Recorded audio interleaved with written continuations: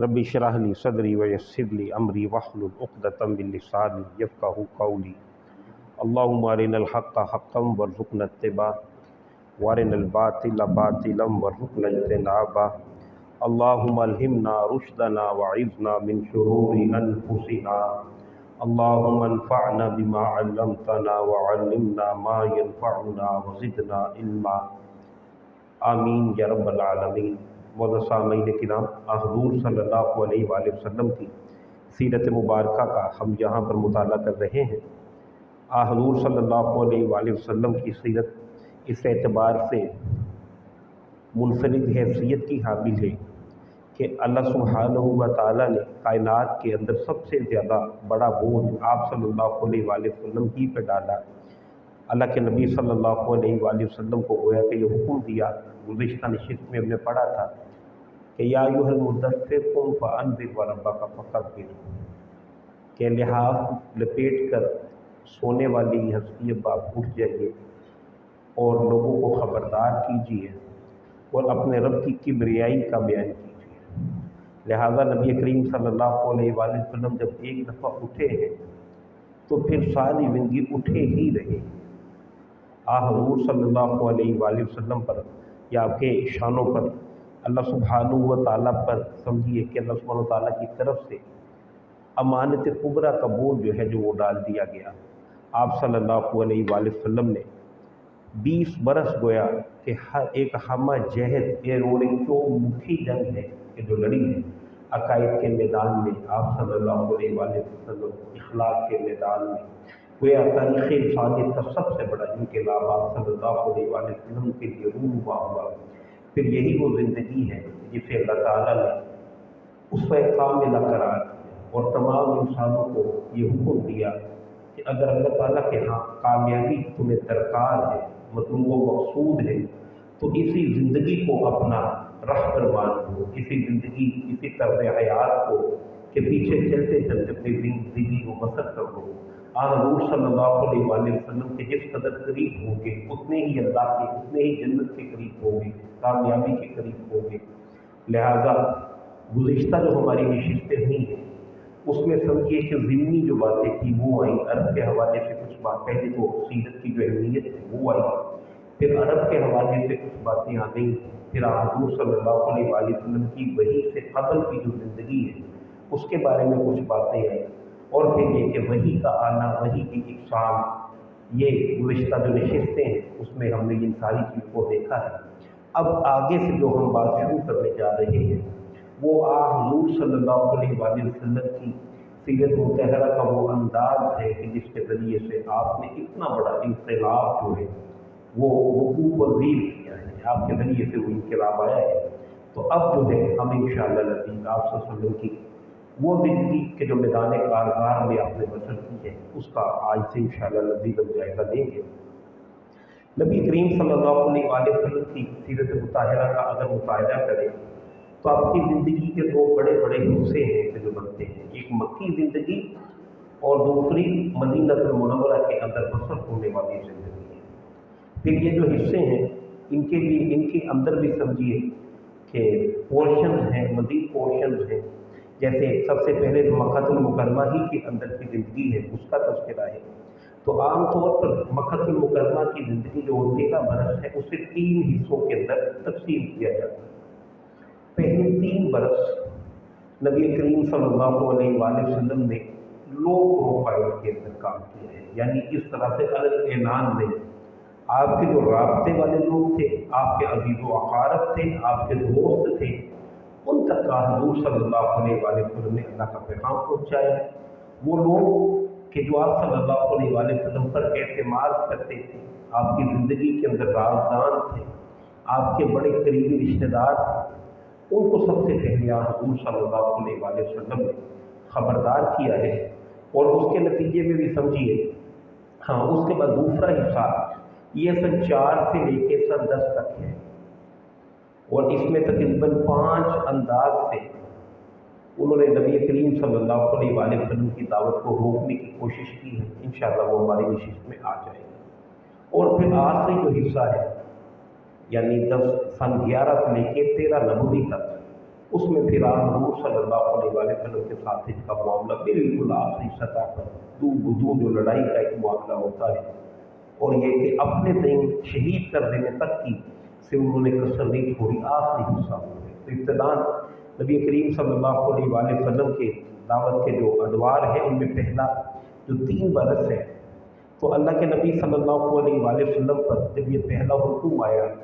تو آپ کے سامنے میں نے یہ بات رکھی تھی کہ حضرت خدیجہ الکبریٰ ورقہ بن نوفل رضی اللہ تعالیٰ عنہ، میں اس لیے کہہ رہا ہوں کہ اصلاً اگر دیکھا جائے تو سب سے پہلے صحابی وہی، اب تک یہ حکم نہیں بھی آیا تھا یا ایھا المدثر قم فانذر وربک فکبر، اس سے پہلے انہوں نے اپنی بصیرت کی بنیاد پر حضور صلی اللہ علیہ وسلم کو تسلیم کر لیا تھا کہ وہ اللہ کے پیغمبر ہیں، اور نہ صرف یہ کہ انہوں نے اسے تسلیم کیا بلکہ آگے بڑھ کر انہوں نے اس بات کی اظہار بھی کیا کہ کاش میری زندگی اتنی وفا کرے کہ جب پورا مکہ آپ کا دشمن ہو جائے گا تو میں آپ کا ہم نوا بن جاؤں۔ تو وہ پہلے مسلمان جو ہے بہرحال وہی تھے۔ پھر اس کے بعد جب حکم آ گیا اللہ تعالیٰ کی طرف سے تو نبی کریم صلی اللہ علیہ وسلم نے، جیسے میں نے کہا کہ سب سے زیادہ آپ کے جو رازدان تھے، جو قریبی تھے، انسان کی زندگی کے اندر سب سے قریبی بیوی ہوا کرتی ہے، اہم ترین رشتہ ہے، لہذا حضرت خدیجہ بنت خویلد رضی اللہ تعالیٰ عنہا وہ بڑی عظمت کی حامل خاتون ہے، اور تاریخ انسانیت کی اور تاریخ اسلام کا بلند ترین اور روشن ترین کردار ہے، تمام قیامت تک آنے والی تمام خواتین کے لیے اس پر کاملہ ہے۔ ان کے سامنے اللہ کے نبی صلی اللہ علیہ وسلم نے پہلے ہی دن بات رکھی، انہوں نے اس کو تسلیم کر لیا، بلکہ تسلیم کرنا تو درکنار، خود رسول اللہ صلی اللہ علیہ وسلم جب اس دنیا سے اس دنیا سے متعارف ہوئے ہیں پہلی دفعہ تو کچھ گھبراہٹ کے آثار تھے، جب کہتے زملونی، جس پر اللہ تعالیٰ نے کہا ہے یا ایھا المزمل، تو اس موقع پر اسی آپ کی زوجہ محترمہ نے حضور صلی اللہ علیہ وسلم کو تسلی بھی دی، بلکہ کہہ بھی دیا کہ آپ اس امت کے نبی، تو پہلے بہرحال سب سے پہلے ایمان لانے والی وہی تھی۔ پھر گھر کے اندر نبی کریم صلی اللہ علیہ وسلم کے چچا زاد بھائی جناب مولا علی رضی اللہ تعالیٰ عنہ وہ موجود تھے، حضور صلی اللہ علیہ وسلم سے تقریباً 30، 31 یا 32 برس چھوٹے تھے، وہ عمر کا فصل وہی تھا جو قریب قریب بیٹوں کا ہوتا ہے، اور حضور صلی اللہ علیہ وسلم کی کفالت کی ذمہ داری بھی، ان کی ذمہ داری بھی، ان کی کفالت کی ذمہ داری بھی رسول اللہ صلی اللہ علیہ وسلم کے کندھوں پر تھی، اور وہ آپ ہی کے گھر میں رہتے تھے، اور پہلے ہی دن سے سمجھیے کہ وہ نبی کریم صلی اللہ علیہ وسلم کے پاس تھے، اور اپنی حیات کے حضور صلی اللہ علیہ وسلم کی سمجھیے جب تک زندگی ہے آپ ساتھ ہی رہے۔ تو دوسرا جو پیغام رسول اللہ صلی اللہ علیہ وسلم نے پیش کیا ہے وہ جناب حضرت علی رضی اللہ تعالیٰ عنہ کے سامنے ہے، انہوں نے بھی فوراً اسے ایکسیپٹ کیا ہے۔ پھر اس سے آگے نکل کے گھر کے اندر آپ کے منہ بولے بیٹے زید بن حارثہ تھے، اصل ان کے بارے میں مختلف آراء ہے کہ یہ حضرت خدیجہ الکبریٰ کے غلام تھے، اور اس ضمن میں یہ کہا جاتا ہے کہ کوئی جنگ وغیرہ تھی اور اس جنگ میں ان کو جو لوگ فائق آ گئے تھے انہوں نے قیدی بنا لیا اور پھر جا کر بازار کے اندر بیچ لیا۔ جب بازار کے اندر بیچ لیا تو حضرت خدیجہ الکبریٰ نے انہیں خرید لیا اور انہی کے پاس آ گئے۔ جب انہی کے پاس آئے تو حضور صلی اللہ علیہ وسلم کی انہی کے ساتھ شادی ہوئی، تو اس پر بھی میں نے آپ کے سامنے بات رکھی تھی کہ حضور صلی اللہ علیہ وسلم وہیں پر مقیم ہو گئے حضرت خدیجہ الکبریٰ ہی کے گھر میں، تو وہیں پر گویا کہ یہ آپ ہی کی غلامی کے اندر آ گئے۔ پھر جب آپ ہی کی غلامی کے اندر یہ آ گئے ہیں تو ان کے باپ اور چچا کو پتہ چلا کہ ہمارا صاحبزادہ وہاں پر موجود ہے، وہ آئے اور حضور صلی اللہ علیہ وسلم سے انہوں نے انہیں طلب کیا، آپ نے کہا لے دو، لیکن جناب زید بن حارثہ خود ہی نہیں تھے، اور انہوں نے اپنے والدین کو رسول اللہ صلی اللہ علیہ وسلم کے اعلیٰ اخلاق سے متاثر ہو کے سمجھیے کہ وہ نہیں گئے، تو نبی کریم صلی اللہ علیہ وسلم نے پھر یہ کہ انہیں اعلان کر دیا کہ یہ آج کے بعد میرا بیٹا ہے۔ متبنہ الفاظ عرب کے اندر ان کے لیے بولے جاتے ہیں، تو بنا دیا تاہم کہ نبی کریم صلی اللہ علیہ وسلم کے اندر اس رسم کا خاتمہ کیا گیا اور سورۃ الاحزاب کے اندر جو احکامات آ گئے ہیں اس سے پہلے انہیں زید بن محمد ہی کہا جاتا رہا۔ تو تیسرا اسلام جو ہے وہ گھر کے اندر کے جو تیسرے فرد تھے ان کے سامنے پیش کیا، انہوں نے اسے فوراً ہی قبول کر لیا، اور پھر اس سے آگے جا کر سب سے قریبی دوست جناب ابو بکر صدیق رضی اللہ تعالیٰ عنہ، یہ سمجھیے کہ گھر سے باہر تھے اور نبی کریم صلی اللہ علیہ وآلہ وسلم کے ہم عمر بھی ہے، آپ سے مزاج جو ہے وہ بھی موافقت رکھتا ہے، اور آپ صلی اللہ علیہ وآلہ وسلم کی جگری دوست ہیں۔ ان کے سامنے آپ صلی اللہ علیہ وآلہ وسلم نے اور حضرت ابو بکر صدیق رضی اللہ تعالیٰ عنہ کی عظمت کا اندازہ یہاں سے بھی لگائیے کہ آپ صلی اللہ علیہ وآلہ وسلم نے گھر سے باہر جب بات کی ہے تو سب سے پہلے یہی سے کی۔ گھر کے اندر بیوی سے بچوں سے بات کرنا نسبتاً آسان، لیکن گھر کے باہر جا کر بات کرنا یہ وہ آسان نہیں ہوا کرتا۔ تو آپ صلی اللہ علیہ وآلہ وسلم کے یہ اتنے با اعتماد ساتھی تھے کہ سب سے پہلے آپ نے ان کے سامنے باہر والوں میں سے اسلام پیش کیا، انہوں نے بھی قبول کر لیا، اور پھر اس کے بعد حضرت بلال حبشی رضی اللہ تعالیٰ عنہ، حضرت ابو عبیدہ عامر بن جراح، ابو سلمہ بن عبد الاسد، ارقم بن ابی الارقم، عثمان بن مسعود اور ان کے دونوں بھائی قدامہ اور عبداللہ، اور عبیدہ بن حارث بن مطلب بن عبد مناف، سعید بن زید اور ان کی بیوی یعنی حضرت عمر فاروق رضی اللہ تعالیٰ عنہ کی بہن فاطمہ بنت خطاب، حباب بن عرد، عبداللہ بن مسعود اور دوسرے کئی افراد جو ہیں بالکل ابتدائی طور پر یہ مسلمان ہوئے۔ عام طور پر یہ سمجھا جاتا ہے کہ مجموعی طور پر قریش کے تمام شاخوں سے قریب 40 لوگ تھے کہ جو ابتداً اسلام دے آئے تھے۔ ابن حشام نے یہی بات جو ہے وہ لکھی ہے، اور یہ کہ اس کے بعد ابتدا کے اندر نبی کریم صلی اللہ علیہ وآلہ وسلم پر جو نماز فرض تھی وہ صبح اور شام کو فرض تھی، 2 رکعت نفل صبح اور 2 رکعت نفل یا فرض کہتے شام کو، جیسا کہ اللہ تعالیٰ نے حکم دیا ہے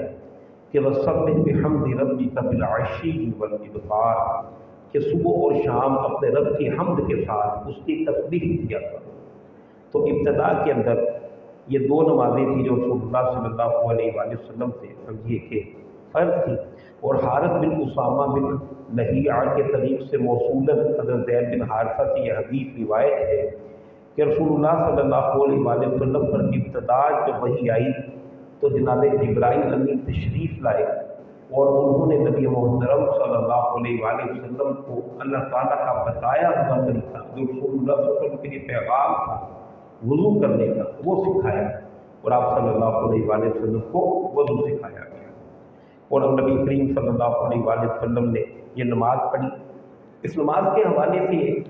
یہ سمجھیے کہ ایک ایسی روایت بھی ملتی ہے جو کہ آگے یہ سنانے کا مقصد ہے وہ آگے مزید باتیں ہوگی کہ جناب ابو طالب، جس طرح میں نے آپ کے سامنے بات رکھی ہے کہ حضرت علی رضی اللہ تعالیٰ عنہ نبی کریم صلی اللہ علیہ وآلہ وسلم ہی پر گویا ان کی کفالت تھی، انہی کے پاس رہتے ہیں، اسی طرح حضور صلی اللہ علیہ وآلہ وسلم جناب ابو طالب کے پاس رہے ہیں، یہ بات آ گئی ہے پہلے۔ تو ان کو جب پتہ چلا ہے کہ معاملات کے اندر کچھ تغیر اور تبدل آ رہا ہے، اور یہ کیا حضور صلی اللہ علیہ وآلہ وسلم لوگوں کو کچھ اپنے ساتھ جوڑ رہے ہیں، اور پھر خاص طور پہ حضرت علی رضی اللہ تعالیٰ عنہ جو ان کے صاحبزادے بھی تھے، ان کو انہوں نے ایک مرتبہ دیکھا کہ ان کو نماز وغیرہ ایک خاص جگہ پر جا کر ادا کیا کرتے تھے، تو انہوں نے وہاں پر گئے اور دیکھا کہ نماز ادا کر رہے ہیں، تو اپنے بیٹے جناب مولا علی کو بلایا اور کہا کہ یہ کیا کر رہے ہیں؟ ظاہر ہے یہی عبادت وہاں پہ پہلے موجود نہیں تھی۔ تو انہوں نے نبی کریم صلی اللہ علیہ وآلہ وسلم کی یہ جو نبوت اور رسالت والی حیثیت ہے یہ واضح کی، اور فرمایا حضور صلی اللہ علیہ وآلہ وسلم کی تعلیمات کا بھی بتایا اور نماز کا بھی بتایا۔ تو اس پر جناب ابو طالب نے یہ کہا ہے کہ آپ اس پر قائم رہیں، اور محمد صلی اللہ علیہ وآلہ وسلم کا کبھی بھی ساتھ مت چھوڑیے۔ یہ سمجھیے کہ ان کی محبت حضور صلی اللہ علیہ وآلہ وسلم تو آپ کی جو صداقت ہے اس کو وہ جانتے تھے، اسی وجہ سے ان کے سامنے الگ اعلان ان کی زوج محترمہ، ان کے بیٹے جعفر طیار بھی اور جناب علی رضی اللہ تعالیٰ عنہم یہ سارے کے ساری ایمان لائے ہیں، تو انہوں نے کبھی کسی کو بھی منع نہیں کیا کہ وہ دار اسلام کے اندر داخل نہ ہو۔ قریش کو اس کے بارے میں کچھ خبریں ملی، حضور صلی اللہ علیہ وآلہ وسلم کوئی دعوت، کوئی تحریک چلا رہے ہیں، اور آپ صلی اللہ علیہ وآلہ وسلم مکہ المکرمہ کا جو مذہب ہے اس کو تبدیل کرنے کی کوشش کر رہے ہیں۔ تو ابتداء کے اندر انہوں نے دیکھ تو لیا لیکن زیادہ توجہ نہیں تھی، کیونکہ اس معاشرے کے اندر کچھ اس طرح کے کاہن قسم کے لوگ اور بھی تھے، جیسے امیہ بن ابی اسلم، اس بن ساعدہ اور زید بن عمر بن نفیل وغیرہ۔ یہ لوگ بھی ایسے تھے کہ جو اپنے آپ کو راہب وغیرہ کہتے تھے، اور جو عام ان کی ایک مذہب کا طریقہ تھا اس سے ہٹے ہوئے تھے۔ تو انہوں نے بھی یہ سمجھا ہے کہ شاید محمد صلی اللہ علیہ وآلہ وسلم بھی اسی طرح کے کوئی شخص ہے، لہٰذا زیادہ سنجیدگی سے انہوں نے آپ صلی اللہ علیہ وآلہ وسلم کی اس بات کو نہیں کیا، یہاں تک کہ 3 برس آپ کی حیات طیبہ کے نبوت کی وحی کے بعد گزر گئے ہیں۔ اب اللہ سبحانہ و تعالیٰ کی طرف سے حکم آیا ہے وَأَنذِرْ عَشِيرَتَكَ الْأَقْرَبِينَ، اے نبی صلی اللہ علیہ وآلہ وسلم، آپ کے جو قریبی رشتہ دار ہیں آپ ان کو خبردار کیجیے۔ لہذا نبی کریم صلی اللہ علیہ وآلہ وسلم نے بنی ہاشم کو جمع کیا، ان کے ساتھ ہی بنی مطلب بن عبد مناف کی بھی ایک جماعت تھی، کل 45 کے قریب لوگ تھے۔ تو نبی کریم صلی اللہ علیہ وآلہ وسلم نے ان کے کھانے وغیرہ کا اہتمام کیا تاکہ یہ ساری کی ساری بات جو ہے ان کے سامنے رکھی جائے۔ اب وہ بات رکھنے جا ہی رہے تھے، کچھ تھوڑا سا بول ہی رہے تھے کہ سمجھیے کہ ابو لہب جو ہے یہ نبی کریم صلی اللہ علیہ وآلہ وسلم کا سگا چچا تھا۔ اس سے بات کو بیچ سے اچک لیا اور کہا کہ اے میرے بھائی یا بھتیجے، دیکھو نادانی چھوڑ دو، ہمارا ایک طریقہ ہے، ہمارا ایک عقیدہ ہے، ہم صرف تمہارے کہنے کو اسے نہیں چھوڑ سکتے، اور نمبر 2 کہ اگر ہم چھوڑ بھی دیں تو پورے کے پورے مکے کے بڑے بڑے قبائل ہمارے دشمن ہو جائیں گے، اور وہ سارے اکٹھے ہو کے ایک جماعت کی صورت میں ہم پر حملہ ہو کے انہیں روک نہیں پائیں گے، تو میں اس بات کا زیادہ حقدار ہوں کہ میں خود ہی تمہیں روک دوں، لہذا ہمارے درمیان یہ بات مت ہو۔ اور اس کی تقریر کا یہ اثر ہوا کہ مجمع سالہ کا سارا منتشر ہو گیا۔ نبی کریم صلی اللہ علیہ وآلہ وسلم نے ہمت نہیں ہاری، لہذا حضور صلی اللہ علیہ وآلہ وسلم نے دوبارہ حضرت علی رضی اللہ تعالیٰ عنہ کو ارشاد فرمایا کہ آپ دوبارہ ارینج کیجیے۔ لہذا دوبارہ وہ محفل جو پارٹی ہے سب کی وہ ارینج کی گئی، اور حضور صلی اللہ علیہ وآلہ وسلم کو اس کے بارے میں بھی ایسی روایات ہیں کہ یہاں پر پھر ابو لہب نے روکنا چاہا، لیکن اب جناب ابو طالب جو ہے جو بنو ہاشم قبیلے کے سردار تھے، ایک قبائلی سسٹم کی بات انشاءاللہ آ جائے گی، یہ انہوں نے بیچ میں بات کو ابو لہب کی بات کو اچک لیا اور خاموشی کے ساتھ اسے کہا، انہیں سختی کے ساتھ کہا خاموشی اختیار کرو، اور پھر رسول اللہ صلی اللہ علیہ وآلہ وسلم کو کہا کہ آپ اپنی بات کو ارشاد فرمائیے۔ لہذا نبی کریم صلی اللہ علیہ وآلہ وسلم نے اللہ تعالیٰ کی حمد و ثنا کے بعد اپنا جو پیغام ہے وہ رکھا اور کہا کہ میں گواہی دیتا ہوں کہ اللہ کے سوا کوئی بھی لائق عبادت نہیں، وہ تنہا ہے، اس کا کوئی شریک نہیں۔ پھر آپ نے فرمایا کہ قافلے کا جو سالار ہوتا ہے وہ کبھی بھی قافلے کو گمراہ نہیں کرتا۔ یہ عرب کے اندر کچھ سالار ہوا کرتے تھے، قافلے کے راہبر ہوا کرتے تھے، تو فرمایا کہ وہ تو سیدھے راستے پہ لے کے جاتے ہیں، ان کی نسل بھی۔ پھر کہا کہ بنی عبد مناف، اگر بالفرض محال میں ساری خالد کے ساتھ ہی جھوٹ بولتا تو تمہارے ساتھ جھوٹ نہیں بول سکتا تھا۔ پھر حضور صلی اللہ علیہ وآلہ وسلم نے خبریں دی کہ میں اللہ کا پیغمبر ہوں، اور آخرت کی بات کی کہ اللہ کی قسم تم سارے کے سارے لوگ ایک دن مر جاؤ گے، جس دن رات کو سو جاتے ہیں اور پھر تمہیں ایک دن دوبارہ کھڑا کر دیا جائے گا، بالکل اسی طرح جس طرح صبح جاگ جاتے ہیں۔ لہذا کہا کہ اے فاطمہ بنت محمد، اپنے آپ کو جہنم سے بچاؤ، اے محمد صلی اللہ علیہ وسلم کی پھوپھو صفیہ، اپنے آپ کو جہنم کی آگ سے بچاؤ۔ हुज़ूर सल्लल्लाहु अलैहि वसल्लम ने वहाँ पर ये तकरीर की और बाद में कहा कि मैं पूरी दुनिया की तरफ बिलउमूम और तुम्हारी तरफ बिलखुसूस पैगम्बर बना करके चल गया। लिहाजा हुज़ूर सल्लल्लाहु अलैहि वसल्लम ने वहाँ पर अपनी बात की और वहीं पे थे,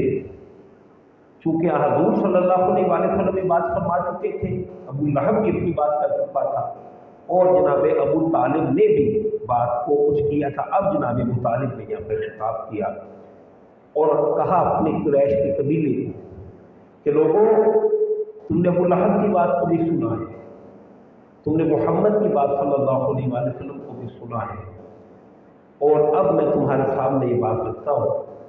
कि तुम इन दोनों में से किसके साथ मेरी अगर बात करोगे तो मेरे जब तक दम में दम है मैं मोहम्मद सल्लल्लाहु अलैहि वसल्लम की हिफाजत करूँगा और आपकी हिफाजत में अपने बच्चों से बढ़ जाऊँगा, आपके बच्चों पर भी इनको तरजीह दूँगा। ये कबीले के सरदार भी थे, लिहाजा इनकी बात पर सब लोगों ने लब्बैक कहा और सब ने ये अहद किया कि हम नबी करीम सल्लल्लाहु अलैहि वसल्लम की हिफाजत ज़रूर करेंगे। लिहाजा जो लोग इब्तिदाअन ईमान नहीं भी लाए थे बनी हाशिम के, उन्होंने भी इस वादे को तो ज़रूर गोया के दोहराया है, कहा है, अहद किया है कि वो नबी मोहतरम सल्लल्लाहु अलैहि वसल्लम की हिफाजत फरमाएंगे। इसके बाद नबी करीम सल्लल्लाहु अलैहि वसल्लम को अल्लाह सुब्हानहू व तआला की तरफ से हुक्म दिया कि अब आप आगे बढ़िए और आगे बढ़कर अलल ऐलान मक्के के लोगों तक अल्लाह के पैगाम को वाज़ेह कीजिए। फस्दा बिमा तुअमर, कि अब हुज़ूर सल्लल्लाहु अलैहि वसल्लम अलल ऐलान मक्के के अंदर इसका इजहार फरमाइए जो अल्लाह ताला ने आपको इरशाद फरमाया है। लिहाजा ये वो मौका है कि नबी करीम सल्लल्लाहु अलैहि वसल्लम सफ़ा मरवा की पहाड़ियों पे चढ़े हैं। ये वहाँ की रस्म थी। जैसे आज किसी खबर को अहमियत देनी हो तो उस खबर को ब्रेकिंग न्यूज़ के साथ पेश किया जाता है, अहम तरीन खबर। और आज से 15-20 बरस के बाद आपसे पहले की बात है कि आप जानते हैं कि अखबारात सिर्फ सुबह के हुआ करते थे। ये आवाज़ अखबार है जिसने दोपहर में शुरू किया सबसे पहले। तो अगर कोई अहम तरीन खबर होती थी तो उसके लिए ज़मीन में छपा करते थे कि अगरचे कि अखबार तो अगले दिन छपना है, लेकिन बात दोपहर में इतनी कोई शदीद तरीन बात आ गई है, अहम तरीन खबर आ गई है, उसके लिए ज़मीनें जो है वो छपा करते थे। इसी तरह वहाँ पर ब्रेकिंग न्यूज़ जो है उसे डिस्क्राइब करने के लिए एक पहाड़ी थी, उस पहाड़ी पर एक शख्स बिल्कुल नंगा होकर कहा था वस्बाहा, हाय वो सुबह जो आने वाली है। इस तरह की सदा देता था। जिसके कानों तक वो आवाज़ जाती थी उसे पता चल जाता था कि कोई अहम खबर है जो ये शख्स देना चाहता है। और जिस तक आवाज़ नहीं जाती थी वो भी जब देखता था कि वो पहाड़ पे कोई नंगा शख्स चढ़ा हुआ है, उरिया शख्स चढ़ा है, तो वो भाग कर आते थे कि कोई अहम तरीन खबर है उसके पास। लिहाजा नबी मोहतरम सल्लल्लाहु अलैहि वसल्लम ने भी यही किया कि आप उसी ब्रेकिंग न्यूज़ वाली जो जगह है उसी पर जाकर चढ़े हैं। लेकिन ये कि हुज़ूर सल्लल्लाहु अलैहि वसल्लम से ये अमर तो मुहाल है कि माज़अल्लाह अपने सतर को ज़ाहिर करते। आपने उस मुआशरे के अंदर अबलाग के लिए वही रास्ता इख्तियार किया, लेकिन उसमें से वो शय कि जो जायज़ नहीं है उसको निकाल दिया। लिबास आपने पहने रखा और वही आवाज़ दी है वस्बाहा, हाय वो सुबह जो आने वाली है। सारे के सारे लोग जो है वो इकट्ठे हो गए। तो नबी करीम सल्लल्लाहु अलैहि वसल्लम ने उस मौका पे, ये है असल एक दाई के किरदार की बात, अगरचे के बार बार सुनी है लेकिन बात बड़ी अहम है कि पूरी बस्ती एक तरफ खड़ी है। हुज़ूर सल्लल्लाहु अलैहि वसल्लम अल्लाहु अकबर कबीर इरशाद फरमाते हैं कि लोगों अगर मैं तुम्हें खबरदार करूँ कि इस पहाड़ के इस तरफ पिछली तरफ, यानी पहाड़ के ऊपर हुज़ूर सल्लल्लाहु अलैहि वसल्लम खड़े हैं, आप बुलंदी पर हैं, आप दोनों ही तरफ के जो नीचाइयाँ हैं उन्हें देख रहे हैं, नशेब जो है उन्हें देख रहे हैं। तो कहा अगर मैं तुम्हें कहूँ कि पिछली तरफ तुम्हारे एक बहुत बड़ा लश्कर जरार है जो तुम पे हमला करने के लिए तैयार है, तो क्या उसे तस्लीम कर लोगे? सब ने कहा हाँ ज़रूर तस्लीम कर लेंगे, क्योंकि हुज़ूर सल्लल्लाहु अलैहि वसल्लम से कभी भी किसी को झूठ का कोई मुशाहिदा हुआ ही नहीं था। اور یہی وجہ ہے کہ حضور صلی اللہ علیہ وآلہ وسلم کو اللہ سبحانہ تعالیٰ کی طرف سے بھی قرآن نے یہ بات کہی ہے کہ تمہارے مابین یہ ایک عمر گزار چکے ہیں، تو کیا انہوں نے کبھی زندگی میں جھوٹ بولا ہے؟ بہرحال انہوں نے کہا ہم تسلیم کر لیں گے کہ پیچھے کوئی فوج ہے۔ اس پہ نبی کریم صلی اللہ علیہ وآلہ وسلم نے لوگوں کو خبردار کیا اور یہ باتیں بیان فرما دی کہ دیکھو جو بھی اللہ کا پیغام تھا ان پہ واضح کیا، اور کہا کہ جن سابقہ رسومات کے اندر جن باطل عقائد کو اپنے ماتھے پر سجائے ہوئے بیٹھے ہیں اسے ترک کر دو، اسے چھوڑ دو، میں تمہاری طرف اللہ تعالیٰ کی طرف سے بھیجا ہوا نمائندہ، اس کا پیغمبر، اس کا رسول ہوں، خاتم النبیین ہوں۔ لہذا اب یہ جو آواز ہے جو مکے کے اطراف میں سنائی دی ہے،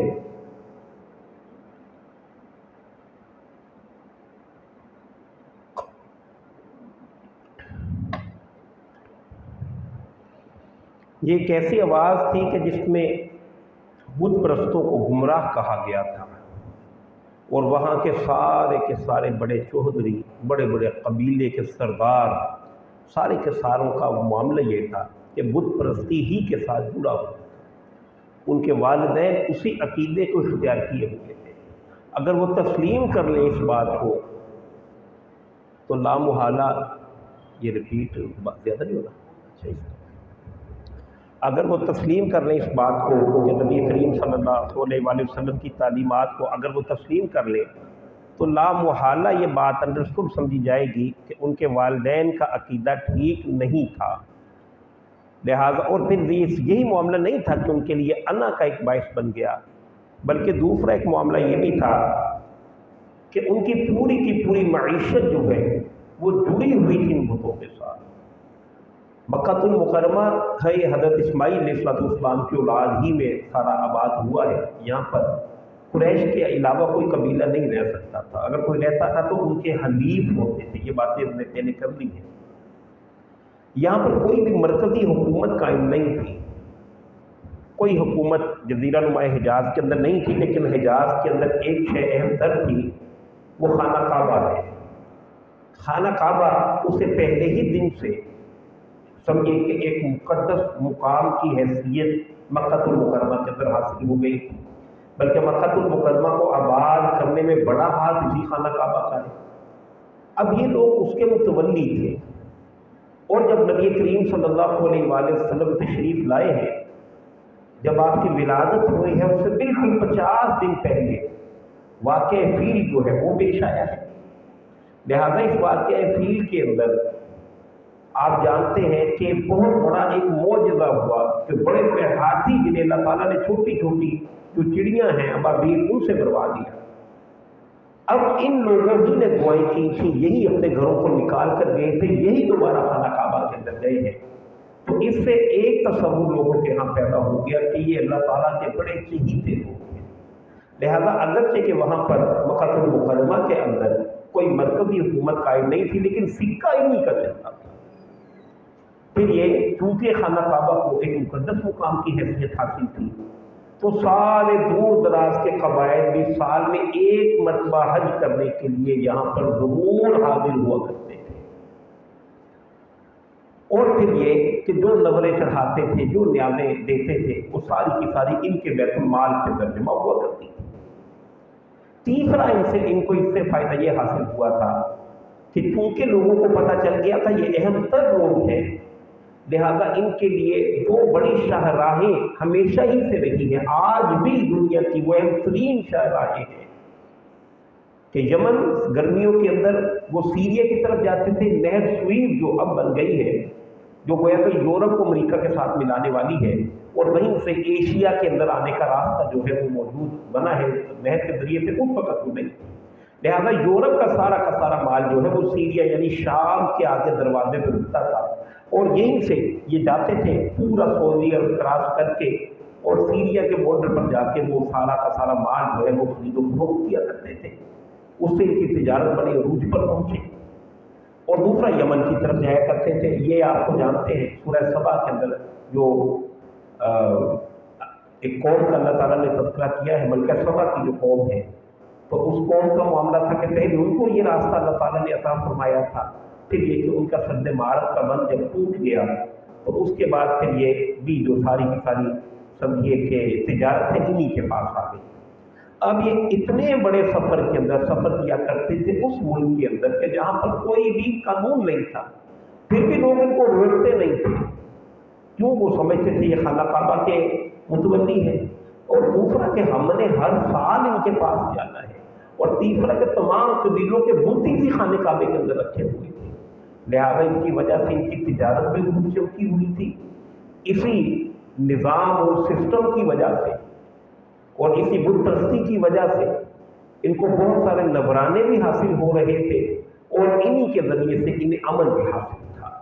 حضور صلی اللہ علیہ وآلہ وسلم کی دعوت کو قبول کر لینے کا مقصد اس سارا یہ جو سسٹم ہے اس کا انکار تھا، تو وہ اس کو بھی اس انداز سے دیکھ رہے تھے کہ اگر آپ کی اس بات کو ہم تسلیم کر لیں گے تو ہماری پوری کی پوری معیشت جو ہے وہ بیٹھ جائے گی۔ اور تیسرا مسئلہ حضور صلی اللہ علیہ وآلہ وسلم کے ساتھ گویا کہ یہ بھی تھا کہ آپ صلی اللہ علیہ وآلہ وسلم جس طرح وہ ایک آزاد منش زندگی بسر کر رہے تھے اس سے بھی روک رہے تھے۔ یعنی پہلی بات میں نے آپ کے سامنے کیا رکھی کہ ان کے بتوں کے ساتھ ان کو ایک انسیت تھی، ایک عصبیت تھی، دوسری بات ان کی تجارت اسی کے ساتھ جڑی ہوئی تھی، اور تیسری بات کہ حضور صلی اللہ علیہ وآلہ وسلم انہیں بہرحال ایک دائرے کے اندر قید کر رہے تھے، آزاد زندگی وہ نہیں بسر کر سکیں گے اگر دائرہ اسلام کے اندر داخل ہوں گے، پھر تو شریعت کا اطلاق ان پہ ہو کے رہے۔ تو یہ تین طرح کی قدغنیں تھیں جس کی وجہ ہل کے رہ گئے، اور کسی طور پر بھی دنیا کا اتنا بڑا نقصان کرنے کے لیے وہ تیار نہیں تھے، اور جس کی وجہ سے وہ نبی کریم صلی اللہ علیہ وآلہ وسلم کی دشمنی پر اتر آئے۔ لیکن دوسری طرف ان کا مسئلہ یہ تھا کہ ان پر ایک بہت بڑی مصیبت اس اعتبار سے بھی آ پڑی تھی کہ اس دعوت کا اعلان کرنے والی ایک ایسی ہستی تھی کہ جس نے طویل عرصہ جو ہے وہ انہی کے ساتھ بسر کیا ہے، جن کی صداقت پر یہ سارے خود گواہ ہیں، جن کی گویا کہ عظمت کو خود یہ تسلیم کیا کرتے تھے، لہٰذا ان کے لیے بھی یہ مسائل پیدا ہو گئے کہ اب کیا کریں۔ لہٰذا بالکل ابتدا ہی کے اندر جا کر جناب نبی کریم صلی اللہ علیہ وآلہ وسلم کے سمجھیے کہ باپ کی حیثیت جناب ابو طالب کو حاصل تھی، وہی اس قبیلے کے سربراہ بھی تھے اور نبی کریم صلی اللہ علیہ وسلم کے چچا بھی تھے، اور جناب عبد المطلب انہی کے سپرد کر کے رسول اللہ صلی اللہ علیہ وآلہ وسلم کو اس دنیا سے گئے تھے۔ لہٰذا اب مکہ والوں نے یہ پلان کیا کہ نبی کریم صلی اللہ علیہ وآلہ وسلم کے بارے میں ان سے کہیں جا کے ان کے آباء و اجداد کو گویا جا کر کہیں کہ آپ ان کو اس سے روک دیے۔ جناب ابو طالب نے ابتداءً بالکل کو نرم رویہ جو ہے وہ اختیار کیا، اور جیسے ان کو چائے پلا کے کھانا کھلا کے ان کو واپس بھیج دیا۔ اب یہاں پر جب سن 4 ہی کے اندر گویا کہ جب آپ نے اعلان کیا ہے نبوت کا، تو اس کے بالکل کچھ ہی عرصے کے بعد حج آنا شروع ہو گیا، اور نبی حج کا موسم آ گیا، اور نبی کریم صلی اللہ علیہ وآلہ وسلم کے حوالے سے ان لوگوں کے ذہن کے اندر یہ اشکالات پیدا ہو گئے کہ حضور صلی اللہ علیہ وآلہ وسلم جو وہ حج کرنے کے لیے آئیں گے ان حجیوں کو یہ متاثر کر دیں گے، کیونکہ یہ قرآن جو ہے یہ عربی ہے، اور دوسرا کہ جو آنے والے لوگ تھے وہ بھی عرب تھے، لہذا وہ پورا سمجھتے تھے، اور اس قرآن کے جو معجزے ہیں اس نے خود ثابت کیا ہے کہ یہ اللہ تعالیٰ کا کلام ہے۔ صرف ایک واقعہ آپ کے سامنے رکھ دوں کہ مکہ کا ایک بڑا سردار تھا عتبہ، ایک موقع پہ اس نے نبی کریم صلی اللہ علیہ وآلہ وسلم کو کہا ہے بھتیجے تمہارے آنے کی وجہ سے ہمارا جو سمجھے کہ یکجہتی تھی ختم ہو گئی، اب تو ہم مختلف گروہوں کے اندر منقسم ہو گئے ہیں، ہمارا ہر گھر ٹوٹ گیا ہے، کسی گھر سے کوئی بیٹا تمہاری طرف ہے تو باپ دوسری طرف، کہیں شوہر تمہاری طرف ہے تو بیوی دوسری طرف، کہیں بھائی ایک طرف ہے تو بھائی دوسری طرف، تمہاری یکجہتی جو ہے وہ ٹوٹ گئی ہے، تو ایسا کرو کچھ گیو اینڈ ٹیک کا معاملہ کر لو، کچھ دو کچھ لو کا معاملہ کر لو۔ اس نے کچھ حضور صلی اللہ علیہ وآلہ وسلم کے سامنے ڈیل کی، کوئی باتیں رکھی، کچھ آپشن پیش کی، جب وہ پوری بات ہو گئی تو نبی کریم صلی اللہ علیہ وآلہ وسلم نے کہا آپ کی بات پوری ہو گئی؟ کہا ہاں۔ اب کہا میری بات سنی، آپ نے سورہ حامیم السجدہ کی تلاوت شروع کی۔ جب تلاوت کی ہے وہ جیسے جیسے سنتے چلے جا رہے تھے ان کی چہرہ جو ہے وہ بدلتا چلا جا رہا ہے، واضح ہوتا جا رہا تھا کہ یہ کلام اللہ کا ہے۔ لہذا وہ خود بھی متاثر ہو گئے کہ یہ عام کلام نہیں ہے، بلکہ ایسے واقعات بھی ہیں، سیرت کے صحیح واقعات جو ہیں آپ کو مل جائیں گے کہ عرب کے اندر معاملہ کیا تھا۔ عرب مرد راتوں کو بیٹھ کر قصہ گوئی کیا کرتے تھے، شعر و شاعری سنا کرتے تھے، واقعات سنا کرتے تھے۔ ان کا اس دور کا شغل وہی تھا، جیسے آج ہمارے یہاں میچز ہیں، آج ہمارے ہاں سوشل میڈیا پہ، فیس بک پہ جو لوگ وہاں چیٹ کرتے ہیں، ان پہ 2-4 گھنٹے کے بطور انہیں پتہ ہی نہیں چلتا۔ تو قرآن کریم بھی اس کے اندر بڑا کچھ ہے، لہذا یہ بات تو صحیح ذرائع سے ملتی ہے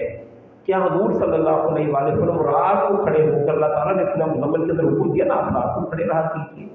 بیت اللہ کے اندر تشریف لاتے اور کھڑے ہو کر رات کو قرآن کریم کی تلاوت کیا کرتے۔ ابو سفیان جو ایک بڑا سردار تھا، اور دوسرا ابو الحکم یعنی ابو جہل، یہ بھی بڑا سردار تھا۔ یہ اللہ کے نبی صلی اللہ علیہ وآلہ وسلم اگر خانہ کعبہ کی اس طرف ہے تو پیچھے سے، پردے کے پیچھے سے چھپ کر آتے اور حضور صلی اللہ علیہ وآلہ وسلم سے آ کر کلام سنتے۔ اور 2-3 مرتبہ ایسا ہوا کہ باہم یہ دونوں چھوٹے پردے کے پیچھے آ رہے کہ ابو جہل اور ابو سفیان باہم ٹکرا گئے، دونوں نے ایک دوسرے کو دیکھا، حیران رہ گئے کہ تم کدھر سے تم کدھر، اور پھر کہا ٹھیک ہے واپس جاؤ۔ 2-3 دن ابو سفیان جو بعد میں مان رہے، انہوں نے کہا کہ 2-3 دن ایسا ہی ہوتا رہا۔ وہ اس میں ہماری قرآنی دعوت کا ایک سمجھیے جو اس قدر عام لوگوں کے ہاں پاپولر نہیں ہوتی، یا ہم لوگوں کی طرف رخ نہیں کرتی، یا بچے اس سے انسپائر نہیں ہوتے، اس کی وجہ یہ بھی ہے کہ ہم حالات سے ریلیونٹ انداز میں اسے پیش نہیں کر پاتے، وگرنہ تو جو مشرک تھے وہ سنا کرتے تھے۔ بہرحال وہ بات دوسری طرف چلی گئی کہ اب ان کو پتہ چل گیا کہ حضور صلی اللہ علیہ وآلہ وسلم جب یہ حاجی آئے جو یہ قرآن پڑھ کر سنائیں گے تو زبان ہوا حضور صلی اللہ علیہ وآلہ وسلم جو کلام ہو اللہ تعالیٰ کا، تو اس سے جو معجزہ بن جائے گا اور جو اثرات کے پیدا ہوں گے وہ جانتے تھے۔ لہذا انہوں نے پلاننگ کی ہے کہ کس طرح حاجیوں کو حضور صلی اللہ علیہ وآلہ وسلم سے متنفر کیا جا سکے۔ معاذ اللہ، اللہ تعالیٰ نے ولید بن مغیرہ کے حوالے سے معروف ہے کہ یہ آیات جو ہے منازل ہوئی ہے۔ یہ سورہ مدثر کی 16 آیات ہیں، آیت نمبر 11 تا 26، اور اس وقت کی جو کیفیت ہے اس کا پورا نقشہ کھینچ ہے۔ اب ذرا ذہن میں لائیے کہ ایک شورا بیٹھی ہوئی ہے، جیسے ہمارا پارلیمنٹ کا اجلاس ہوتا ہے، اور اس میں ایک فیصلہ، ایک ایجنڈا رکھ دیا گیا ہے کہ لوگوں کے سامنے حضور صلی اللہ علیہ وآلہ وسلم کی معاذ اللہ کردار کشی کرنی ہے، کیسے ہوگی؟ تو اس میں ان کا ایک بڑا زیرک سردار تھا ولید بن مغیرہ، اس نے جس انداز سے غور و خوض کیا ہے، کچھ کسی نے کہا کہ انہیں ہم پاگل کہیں گے، کسی نے کہا کاہن کہیں گے، کسی نے کہا کہ ہم حضور صلی اللہ علیہ وآلہ وسلم کو مجنون کہیں گے، لیکن یہ کہ اس کے فیصلے کو انہوں نے غور کیا تو وہ اللہ تعالیٰ نے کہا ہے انہ فکر وقدر فقتل کیف قدر، کہ اس نے غور کیا اور ایک اندازہ جو ہے وہ بنا دیا، اور پھر کہا کہ غارت ہو وہ، اس نے کیسا اندازہ لگایا، ثم قتل کیف قدر، پھر وہ غارت ہو کہ اس نے کیسا اندازہ لگایا، پھر فرمایا ثم نظر، اب اس نے طرف نظر گھمائی، غور کر رہا ہے، سوچ رہا ہے اس معاملے کو کیسے ٹیکل کرے، ثم عبس وبصر، پھر اس نے اپنی پیشانی کو سکیڑا اور منہ کو تھوڑا سا بسورا، ثم ادبر واستکبر، پھر وہ پلٹا اور تکبر کیا، اور اس نے آخر میں کہا فقال ان ھذا الا سحر یؤثر، کہ یہ نہیں ہے لیکن یہ کہ یہ ایک بہت اعلیٰ درجے کا جادو ہے، اور آگے ارشاد فرمایا ان ھذا الا قول البشر، کہ یہ نہیں ہے لیکن ایک بشر ہی کا کلام ہے، یہ گویا ایک بیانیہ ہے جو انہوں نے اپنے ہاں بنایا کہ اب اس بیانیے کو ہم لوگوں کے سامنے پیش کریں گے تاکہ وہ نبی کریم صلی اللہ علیہ وآلہ وسلم کے ساتھ زیادہ معاملہ نہ کر سکے، بلکہ حضور صلی اللہ علیہ وآلہ وسلم سے وہ بچے۔ لہذا ایسا ہی ہوا کہ اس کام کے اندر سب سے زیادہ پیش جو ہے وہ ابو لہب ہے، اور ابو لہب وہ بدبخت ہے کہ جس کی زندگی کے اندر ہی اللہ تعالیٰ نے نام لے کے اسے کافر قرار دیا، اور یہ وہ بدبخت ہے کہ سورہ لہب بالکل ابتدا کے اندر کہ جب اللہ کے نبی صلی اللہ علیہ وآلہ وسلم نے کھڑے ہو کر صفا مروہ پر بس بارہا کی ندا لگائی تو اس پر یہی شک ہے کہ جس نے کہا کہ محمد معاذ اللہ تمہارے ہاتھ ٹوٹ جائیں، کیونکہ اس نے پہلے بھی یہ باتیں سنی ہوئی تھی اپنی خاندانی جب میٹنگ ہوئی تھی تو اس میں دوبارہ جو یہ باتیں سنی اسے برداشت نہیں ہوئی، تو اس پر اللہ تعالیٰ نے وہیں پر یہ آیات نازل فرمائی تبت یدا، ٹوٹ جائے ہاتھ اور تباہ ہو جائے ابھی لہب و تب، ٹوٹ گئے ہاتھ ابو لہب پھر وہ تباہ ہوگا۔ وہ اللہ تعالیٰ نے اسی کا جواب اس کی طرف لوٹا دیا، اور اس کی جو اہلیہ تھی جمیل لعنت اللہ علیہ، اس کے بارے میں بھی فرمایا وَامْرَأَتُهُ حَمَّالَةَ الْحَطَبِ، اور اس کی جو گھر والی ہے وہ بھی آگ کا ایندھن اکٹھا کرنے والی ہے۔ لہذا یہ ان آیات کے تقریباً 10 برس کے بعد ختم ہوا ہے یا مرا ہے 10-12 برس کے بعد، لیکن قرآن کی یہ پیشین وہی تھی کہ اب اسے ایمان جو ہے وہ نصیب نہیں ہوگا، اور واقعی یہ ہے کہ وہ نصیب نہیں ہوا۔ اس کی یہ حرکت ہوا کرتی تھی کہ اوقاف کے میلوں کے اندر جاتے تھے، حاجی جہاں پہ کیمپ لگاتے تھے وہاں پر جا کر لوگوں کے ڈیروں کے اندر جا کے تقریریں کرتا، لوگوں کے سامنے یہ بات رکھتا کہ یہ ہمارا ہی بچہ ہے معاذ اللہ سے، یہ ہمارا، لیکن ان کا دماغ جو ہے وہ پھر گیا ہے، ہم نے انہیں اپنے خاندان سے نکال دیا ہے، ان کی بات نہ سننا۔ اور حضور صلی اللہ علیہ وآلہ وسلم کا معاذ اللہ پیچھا کرتا۔ آپ یہاں پہ کچھ لوگوں سے اللہ کا پیغام سنانے کے لیے بات کرنا چاہتے، یہ آگے بڑھتا اور آگے بڑھ کر حضور صلی اللہ علیہ وآلہ وسلم کی معاذ اللہ توہین کر پر کہتا ہے معاذ اللہ نقل کفر نباشت کہ یہ جھوٹے ہیں، یہ بددین ہیں، انہوں نے اپنے دین کو تبدیل کر لیا ہے معاذ اللہ۔ اس طرح کا انداز اور اس انداز سے حضور صلی اللہ علیہ وآلہ وسلم کی گویا کہ اہانت کرنے کی کوشش کرتا، لیکن اس دوڑ کا نتیجہ یہ ہوا کہ لوگ اس حج سے اپنے گھروں کو واپس ہوئے تو ان کے علم میں یہ بات آ چکی تھی کہ ایک شخص محمد ہے صلی اللہ علیہ وآلہ وسلم جنہوں نے دعوی نبوت کیا ہے، اور یوں ان کے ذریعے سے پورے دیار عرب میں، یعنی انہی مشرکین کی وجہ سے پورے دیار عرب میں نبی محترم صلی اللہ علیہ وآلہ وسلم کا چرچا جو ہے وہ پھیل گیا۔ اب چند باتیں میں آپ کے سامنے رکھوں، جیسے میں نے کہا تھا کہ یہ بھی جو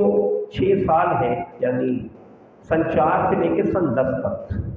یہ بھی جو سال ہیں ان کے اندر مختلف انداز سے وہ محاذ آرائی جو ہے وہ کرتے رہے۔ سب سے پہلے جو طریقہ انہوں نے اختیار کیا ہے اس کو سمجھے، یہ سن 4 کی باتیں ہیں، اس میں انہوں نے کیا کیا کہ سب سے پہلے نبی کریم صلی اللہ علیہ وآلہ وسلم اور آپ کے ساتھیوں کا مذاق اڑانا شروع کیا، ہنسی کرنا، ٹھٹھا کرنا، تحقیر آمیز انداز۔ اچھا یہ ہے پیغمبر، لوگوں کی طرح یہ ہے پیغمبر، دیکھیے ان پہ قرآن نازل ہوا ہے، کسی اور پہ نہیں ہوا۔ اس طرح کا انداز جو ہے وہ انہوں نے اختیار کیا، جیسے قرآن نے وہ نقل کی ہیں ان کی باتیں۔ وقالوا، وہ کہتے ہیں یا ایھا الذی نزل علیہ الذکر انک لمجنون، معاذ اللہ۔ اور کفار نے کہا کہ اے وہ شخص جس پہ قرآن نازل ہوا معاذ اللہ تو یقیناً پاگل ہے، استغفر اللہ، یہ آپ کے منہ اندر منہ باتیں کرتے تھے۔ اس طرح حضور صلی اللہ علیہ وآلہ وسلم کو اذیتیں تھے وہ جو دیا کرتے تھے۔ اللہ تعالیٰ نے ایک جگہ پر ارشاد فرمایا وَعَجِبُوا أَن جَاءَهُم مُنذِرٌ مِّنْهُمْ وَقَالَ الْكَافِرُونَ هَٰذَا سَاحِرٌ كَذَّابٌ۔ انہیں حیرت ہے اس بات پر کہ انہی کی قوم میں سے اللہ کی طرف سے ایک خبردار کرنے والا آیا تو اس پر تو خوشیاں منانی چاہیے تھی، لیکن یہ کفار کا طرز عمل ہے تو وہ کہتے ہیں معاذ اللہ یہ جھوٹے ہیں اور جادوگر ہیں، یہ ان کی گویا کہ کیفیت تھی۔ پھر اللہ نے ایک اور جگہ ارشاد فرمایا اَهَٰؤُلَاءِ مَنَّ اللَّهُ عَلَيْهِم مِّن بَيْنِنَا، اچھا یہ ہیں وہ حضرات جن پر اللہ نے ہمارے درمیان سے احسان فرمایا ہے۔ یہ انداز جو ہے انہوں نے اختیار کیا۔ اور جو حضور صلی اللہ علیہ وآلہ وسلم کے ساتھ جو لوگ ایمان لے آئے تھے تو ان کے ساتھ ان کا طرز عمل کیا تھا، ان الذین اجرموا، اور وہ لوگ جو مجرم ہیں، قالوا من الذین آمنوا، کہتے ہیں ان لوگوں سے جو ایمان لے آئے، یضحکون، ہنستے ہوئے، چھیڑتے ہوئے، ان کو مذاق اڑاتے ہیں، وَإِذَا مَرُّوا بِهِمْ يَتَغَامَزُونَ، اور ان کے پاس سے گزرتے ہوئے اپنی آنکھیں جو ہے وہ کہ آنکھ مارنے کا انداز ہے اس طرح سے چھیڑتے ہیں۔ وَإِذَا انقلبوا إِلَىٰ أَهْلِهِمْ انقلبوا فَكِهِينَ، اور جب جاتے ہیں اپنے گھروں کو پلٹتے ہیں تو خوب لطف اندوز اور چھیڑتے ہوئے پلٹتے ہیں۔ اور وہ کہ حالانکہ اللہ سبحانہ اور یہ کہتے ہیں کہ یہی تو گمراہ ہے، حالانکہ اللہ تعالیٰ نے ان کی کوئی ذمہ داری نہیں رکھی کہ لوگوں کے بارے میں انالیسس کرتے تھے کہ کہتے تھے یہ ان کی کوئی کہ ذمہ داری۔ تو پہلی صورت تو یہ تھی کہ مذاق کرتے تھے، چھیڑتے تھے، تاکہ یہ لوگ اسی وجہ سے پیچھے ہٹ گئے صحابہ کرام یا حضور صلی اللہ علیہ وآلہ وسلم۔ لیکن ظاہر ہے کہ حضور صلی اللہ علیہ وآلہ وسلم نے پیچھے نہیں ہٹنا تھا، اللہ کا حکم تھا۔ اب دوسری محاذرائی کی کوشش انہوں نے کیا کی، دوسرا انہوں نے یہ کیا کہ نبی کریم صلی اللہ علیہ وآلہ وسلم اور اس قرآن کے بارے میں لوگوں کے دلوں کے اندر شک و شبہات جو ہے وہ پیدا کرنے شروع کر دیے۔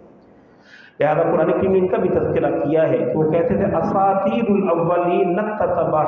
فہی تملی علیہ بکرۃ واصیلا،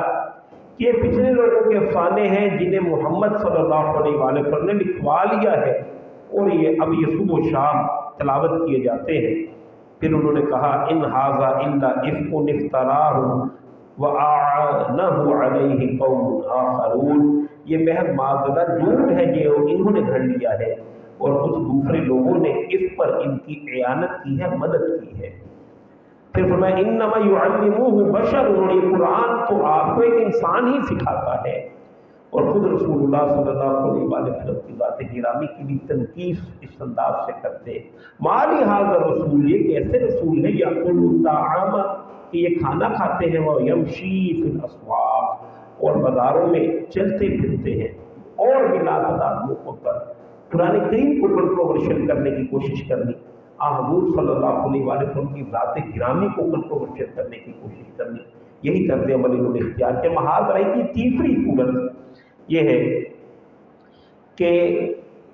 نبی کریم صلی اللہ علیہ وآلہ وسلم کو جب یہ بار بار اس طرح سے تکلیفیں دیتے تھے تو ان کا خیال تو یہ تھا کہ حضور صلی اللہ علیہ وآلہ وسلم اس سے پیچھے ہٹ جائیں گے،